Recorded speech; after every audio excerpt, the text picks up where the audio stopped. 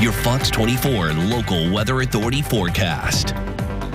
It's another beautiful start to your morning across the basin. A live look at Odessa, nothing but clear skies behind me. Thanks to a high pressure system, we're seeing these clear skies, dry conditions, and light winds. And when you combine all those ingredients together, cool mornings, but warm afternoons. But speaking of how dry we have been, the latest update within the drought monitor does show extreme to exceptional drought, the worst forms of drought in these red colors on the drought monitor map in the northern basin. We're also seeing that near Oklahoma City, just south of the Dallas-Fort Worth area, and also near Austin. And we're not really seeing any stormy weather. We are experiencing worsening drought conditions. But speaking of the stormy weather that we have been seeing, again, that is on the other side of the country, thanks to Doug Manley, my neighbor, who sent this in, now living in Florida, of the inclement weather from former Category 4 Hurricane Ian.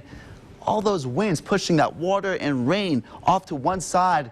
Very inclement weather, storm surge, heavy rainfall, strong wind gusts, and lightning and hail, and even some of those thunderstorms that we did see yesterday from Hurricane Ian. But now it's a tropical storm. Looking at satellite and radar, we do notice that that storm is now weakening after it made landfall yesterday afternoon, moving off to the Atlantic Ocean. Eventually, it's going to curve its way back toward the Carolinas, maybe as a weak Category 1 hurricane once again.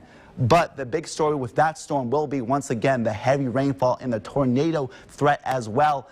Ian, merged with a cold front, is now just, again, pushing off towards the eastern and southern part of the United States behind me in the basin. That same cold front made its way through earlier this week, drying out and actually cooling off the atmosphere, especially during the morning hours, but also warming things up during the afternoon because of the dry conditions that, again, we have been seeing. Very little in the way of any clouds off to our west. Very clear skies across the basin, so we're going to be seeing, again, high pressure system dominating the viewing area and suppressing cloud development for the most part. Temperatures warming up in the 80s with most clouds off to the west of our viewing area, and rain chances pretty much non-existent. Average high this time maybe 84. I'm predicting 86 with breezy conditions at times, but not quite too breezy out there. We're going to be seeing mostly clear skies, but some afternoon clouds not out of the question throughout the day today.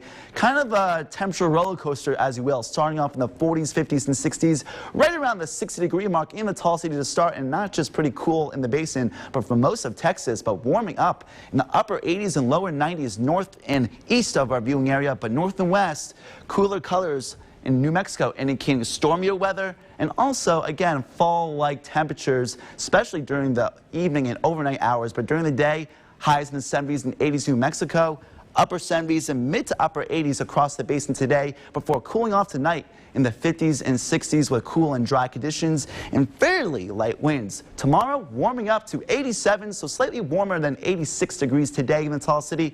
A nice breeze out there, so if you guys want to enjoy the outdoors on your Friday, certainly will be a good one.